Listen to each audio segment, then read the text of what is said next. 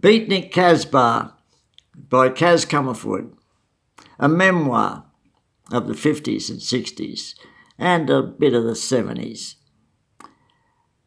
Dedicated to Wednesday Kennedy, who inspired me to make this audiobook when I'd just had it written on my computer. Chapter 1, Childhood Bliss. The only time my father talked to me about his childhood, he said, "My 3 brothers and I were sent to a Presbyterian orphanage in Bendigo in Victoria. We got there when I was 5 and I left when I was 15. I'd sneak out by shinning down a drain pipe and meet me girlfriend at the picture show. I had no money, so she'd buy the lollies." In World War II in Palestine, with the Australian Army 9th Division, he was a signal operator. He saw action in Libya in 40 and 41 until a cannon blew up and wounded his ear, and he developed mastoiditis. He sent Mum a postcard photo of an overweight Arab on a rickety donkey. Behind, struggling to carry belongings, trudges the Arab's wife in burqa. Dad wrote on the postcard, "This is a way to live. When I get back to Aussie, I'll make you walk behind like the Jippos do." Mum showed the card to her parents, who calculated how fast they could get their daughter a divorce. But she laughed and she assured her parents that Dad was joking. I was born in 1944 and named Peter. Dad bought a cheap bit of land in Marston, an Adelaide suburb, erected a tent for us, then began building us a wooden 2-room hut. He dug a pit dunny, which is what we called the toilet.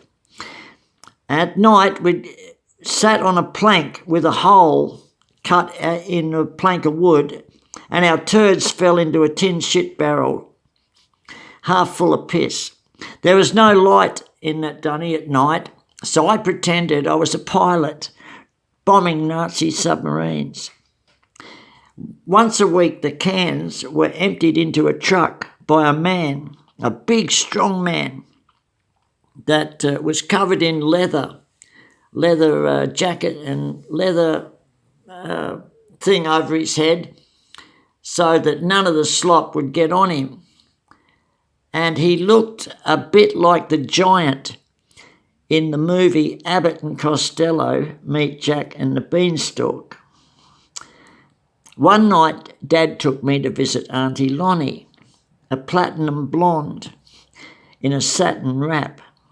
Dad said the other man in Auntie Lonnie's house was Humphrey Bogart. While Dad stayed in the bedroom with pretty Auntie Lonnie, Uncle Humphrey took me to Semaphore Carnival, and which a carnival in those days had roundabouts and merry-go-round and a Ferris wheel. And I found out years later that the whole carnival at Semaphore was owned and run by a pedophile who abused his daughter. And coincidentally, 12 years later, I met that girl. But back then, when I was 5, I slid down the giant slippery dip on a mat. And Uncle Humphrey warned, "If you don't be good, the dunny cart man will put you in the shit cart." But I was pretty sure he was joking. Every day, I'd joyously crawl around our yard, making tunnels through the high, uncut grass. Mum warned me about snakes, but I found one once and carried it to her to show I was brave. She chopped it up with an axe and put it in a lemonade bottle. I'm not sure what Mum thought about keeping tent instead of keeping house. She never complained. One day, Dad bought a black satin cape, like Mandrake in the comic book. That was an old comic in those days. And he practiced magic, hoping to be hired as an act for clubs. He made me a sand pit near our almond tree, and I'd sail between Timbuktu and Bali, pretending my little finger was me, half an almond shell was my boat, and the sand was the ocean. The only other kid in our street was Rosemary Carter, but Mum said the Carters were dirty and I was not to talk to her. My mum looked a bit like the actress Virginia McKenna in A Town Like Alice movie, and Dad looked like actor Robert Mitchum, but thinner. Both my parents were thin.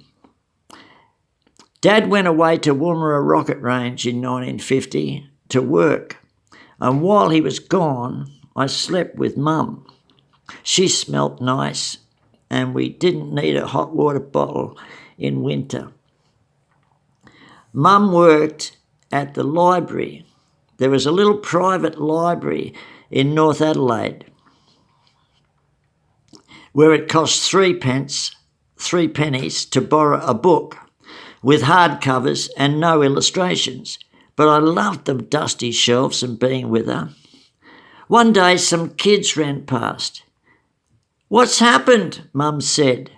And a little girl a bit older than me said, "There's a motor car and it's parked on the footpath."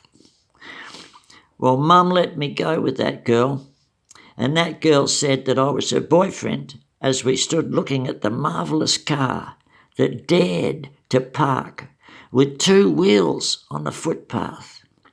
We held hands and watched it a long time, and I was very happy. Mum took me to the little Richmond Astra movie theatre. It was a theatre that once a week got converted. It was an RSL hall in South Road, Richmond. And twice a week, they converted it into a movie theatre. And Mum took me twice a week, no matter what was on. And when I was 6 years old, I saw M with Peter Lorre about a murderer in 1930s Berlin who kills little girls and keeps their shoes in his cupboard. And I felt sorry for him when he got caught. And the second feature was called 5. And it was a movie about 5 people left after a nuclear war. And I thought, wouldn't it be fun to be the only person alive in the world? I wouldn't have to go to school. I'd eat lollies from abandoned shops, go on carnival rides, play in toy shops, and sleep in posh department store bedding sections. But now I'm grown up, I realise I'd need one more human, a mechanic to keep the electricity running. Dad bought me a Meccano set, but I never liked its cold metal nuts and bolts and intricate diagrams. I think he was disappointed I wasn't going to develop into a mechanic. My only friend back then, when I was 5, was a small board that I wrote on with chalk. One night Mum took me to see the film Black Narcissus. It was about nuns going mad in a Himalayan nunnery, a Christian Himalayan nunnery. I told Blackboard about the 2 nuns who lived under my bed. They'd emerge after Mum kissed me goodnight.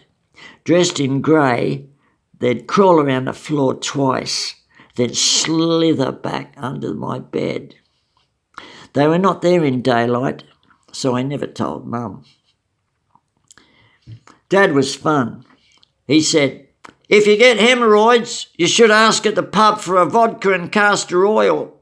It's called a pile driver." I didn't know what hemorrhoids were. If we had onions with a meal, he'd yell, "Up the river, onions!" I never knew what he meant, but it was fun. Mum put a vase of flowers on the table and Dad said, "You can't eat flowers."